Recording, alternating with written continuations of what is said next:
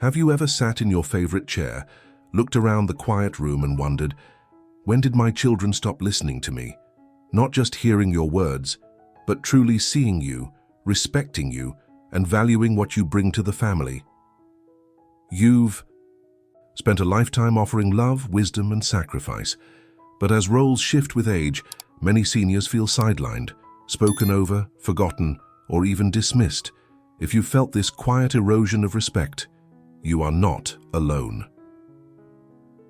This video gently walks you through 6 powerful steps to help you take back your quiet authority.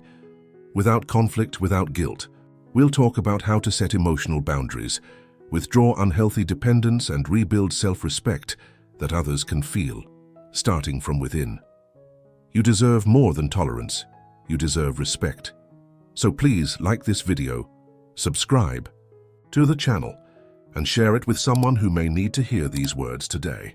Let's move forward together, with strength, grace, and quiet dignity. There's a quiet kind of heartbreak that creeps in when you realize your children no longer look at you with the same regard they once did. You've spent your life putting them first, offering your time, your energy, your sacrifices, not for praise but out of love. And yet now you find yourself overlooked, your advice brushed off, your presence taken for granted. It's tempting to believe that if you just give more, stay agreeable, and stay available, their appreciation will return. But that's the trap. The more you chase their approval, the further it seems to slip away. True respect does not grow where self-worth has withered. Think of 2 fathers. The first, Michael, is always available, always saying yes. When his son cancels dinner plans for the 3rd time, Michael says, "That's okay, I understand," even though it stings. He offers help before it's asked, never voices disagreement, and smiles through hurtful comments just to keep the peace. The second, James, once made the same choices, until he saw the toll it took on his sense of self. Now he still shows love, but with boundaries. When his daughter forgets his birthday, he doesn't brush it off. He calmly tells her how it made him feel without guilt-tripping or raising his voice. Over time, she starts remembering, starts listening, starts respecting. Unlike Michael, James no longer teaches his children that his feelings are optional.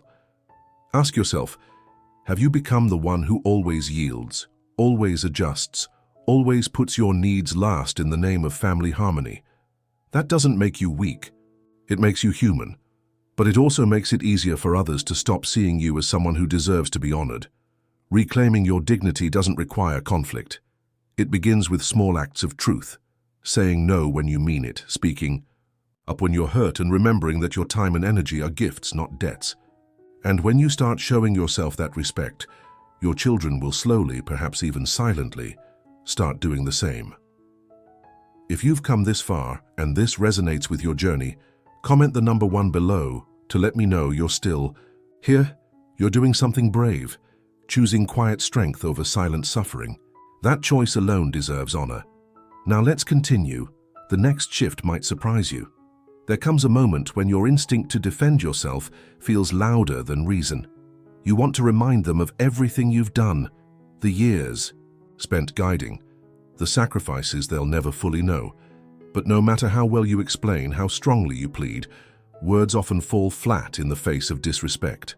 And the more you argue, the more you reinforce the very thing you're trying to fix, that they hold the power to rattle your peace.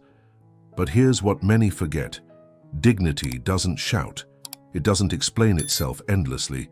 It simply stands tall and allows others to feel the difference. Picture 2 mothers. One, Diane, responds to her son's sarcasm with frustration. She raises her voice, listing all the ways she's supported him, hoping he'll recognize his rudeness. But he only rolls his eyes and walks away. The second, Ruth, hears the same tone but chooses differently. She looks at her son and says, "You may not agree, but I won't allow myself to be spoken to that way." Then she walks away calmly. She doesn't slam doors or lecture.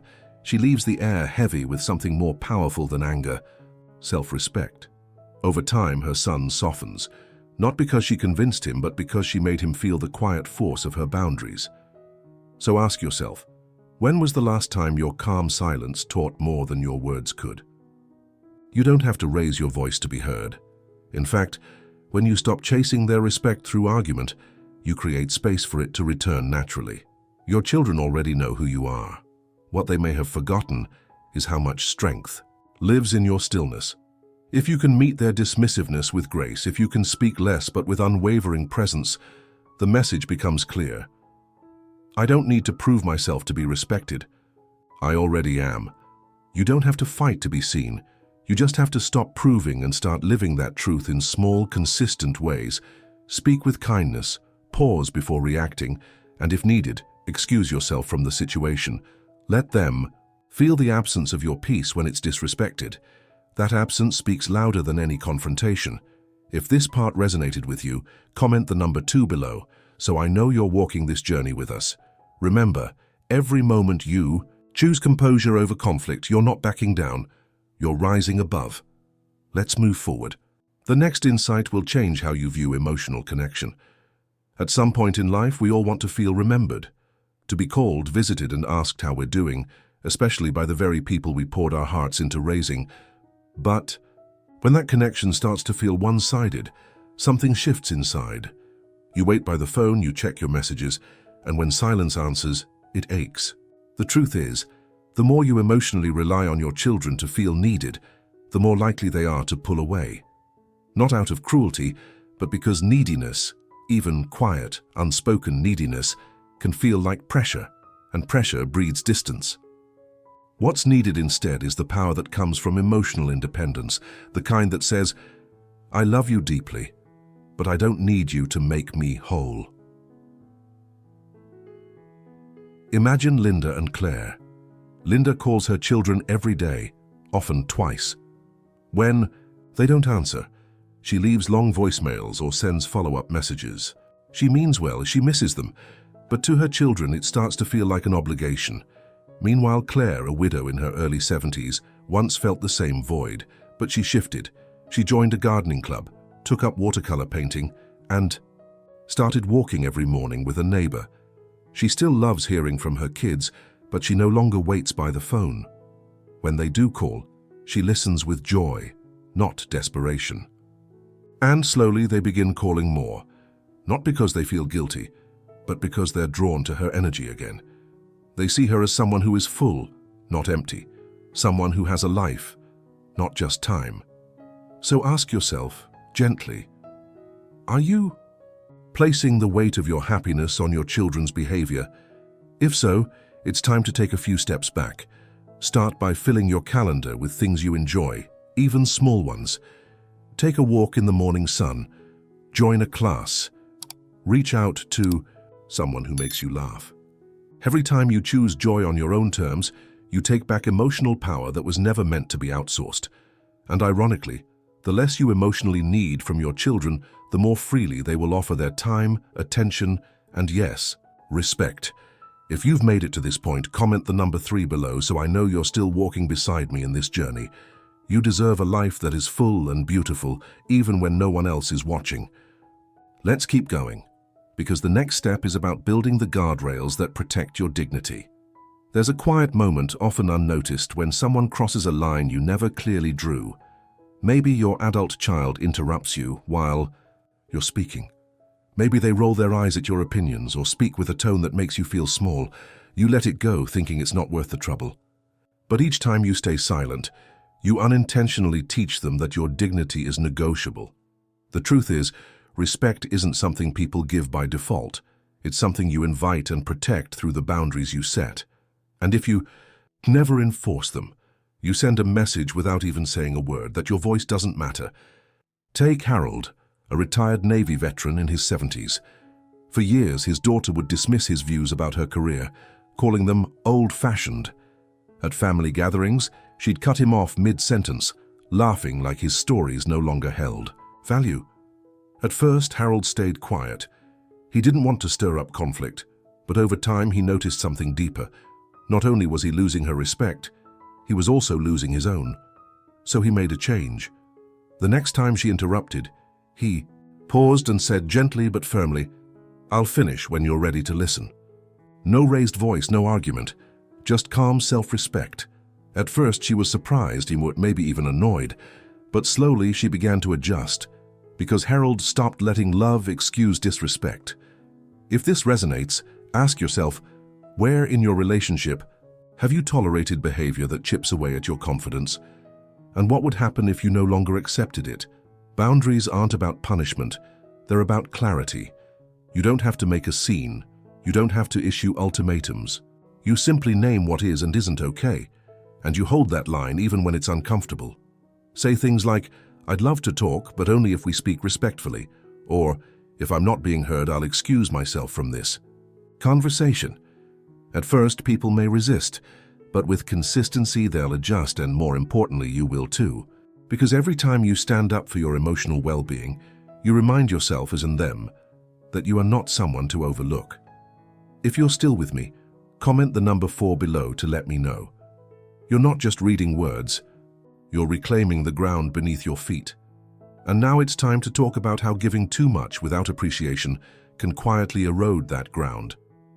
There's a quiet erosion that happens when you give and give and give, and no one says thank you. At first, you don't even notice it. You tell yourself it's what good parents do. You step in when they're struggling. You offer rides, money, advice, and meals. You rearrange your life to support theirs. And when they forget to call back, or only reach out when they need something, you swallow the sting and carry on. But over time, your generosity stops feeling like love and starts feeling like a transaction no one pays for. That's when resentment creeps in. Not because you gave too much, but because you kept giving without requiring respect in return. Let's take Robert, a retired carpenter in his late 60s. He helped his adult son move house 3 times in 1 year, paid for car repairs, watched the grandkids last minute. He never asked for thanks, just wanted to help. But when Robert fell ill and needed a ride to the doctor, his son said he was too busy. That moment didn't break him, but it woke him up. He realized that kindness, when never acknowledged, becomes expected. And once it's expected, it's invisible. So Robert made a quiet shift. He stopped offering before being asked. He began saying, "Let me think about it," instead of always saying yes. And when he did help, he did it from a full heart, not an empty obligation. At first, his son was frustrated, but slowly he began to notice. And more importantly, he began to appreciate. If this feels familiar, ask yourself, are you giving out of love or out of habit? And has that habit slowly drained your sense of worth? You are not a service provider. You are a parent, a person, someone whose time and energy are sacred. It's okay to say no. It's okay to wait until you feel ready. And it's more than okay to expect appreciation. Not because you're keeping score, but because you're teaching others how to treat you. Start by pausing. Before you offer help, ask yourself if it's truly what you want to do. If not, let silence fill the space where a reflexive yes used to be. That pause alone begins to reset the balance of the relationship. If you're here with me, comment the number 5 below. Let me know you've made it to this point and that you're starting to reclaim not just your boundaries, but your worth. The final shift ahead is perhaps the most powerful. It's about building a life that commands respect, even when no one is looking. There's a tender truth most parents don't speak aloud. When your entire world revolves around your children, and they begin drifting away, it can feel like your whole identity is slipping with them. You raised them, you shaped their lives, and now they have their own homes, families, routines, while your calendar grows quieter, and the days begin to feel longer. It's easy to fall into the rhythm of waiting for a visit, waiting for a call, waiting for some sign that you're still needed. But the most powerful thing you can do, not just for them but for yourself, is to stop waiting and start living again. Meet Angela, a 74-year-old former school librarian. After her husband passed, she centered her life around her children. She texted daily, called weekly, and offered constant advice they didn't always want. Over time, they began pulling back, not because they loved her less, but because they felt emotionally crowded. One day, after a long stretch of silence, Angela decided to try something new. She joined a walking group at the park. She started volunteering at the animal shelter twice a week. Then, on a whim, she signed up for a pottery class. Weeks passed. And then something unexpected happened. Her daughter called, curious about her new hobbies. Her son stopped by just to check in. Angela hadn't said a word about the distance. She'd simply filled the silence with something beautiful, and they felt it. So here's the question. What would your life look like if you stopped making your children the center of it? What? If you started choosing joy for yourself, not in rebellion but in quiet reclamation of your own purpose. You don't have to do anything big. A short walk in the morning sun, a book club at the library, a Sunday dinner with neighbors. These small steps breathe fresh energy into your days. And when your children see you living, not waiting, they're drawn back not out of duty but out of admiration. You become someone worth visiting, not someone they feel guilty for avoiding. If you've stayed with me this far, comment the number 6 below. Because this final step isn't an ending, it's a beginning. You are not just someone's parent, you are a whole person, still capable of joy, growth, and connection. And when you start living like that, the respect you seek won't need to be asked for. It will arrive on its own. In the end, reclaiming your dignity isn't about demanding anything. It's not about shouting to be heard or proving yourself over and over. True respect, the kind that lasts, begins within. When you stop chasing approval, stop arguing to be right, stop waiting for recognition that may never come, you shift something powerful inside yourself. You begin to live with emotional independence. You begin to draw quiet, unshakable boundaries. You begin to teach others, especially your children, how to treat you not through force but through presence. If your children have dismissed your voice, overlooked your time, or taken your kindness for granted, it doesn't mean you've failed. It means it's time for a new approach, one that honors your worth not just as a parent but as a human being with wisdom, clarity, and a life still worth living fully. When you create space for yourself, through routines, purpose, and community, you send a message stronger than any words. I still matter. And in time, that message reaches them. You don't need conflict to regain control. You need stillness. You need consistency. You need courage, and the kind that lives in calm decisions and quiet truths. So begin today. Choose one small act that honors your self-respect, and let it grow. If any part of this resonated with your journey, I invite you to share your story in the comments below. What moment made you feel disrespected, and what did you do about it? Your words may help someone else reclaim their power too. And remember, you don't have to raise your voice to be respected. You just have to rise.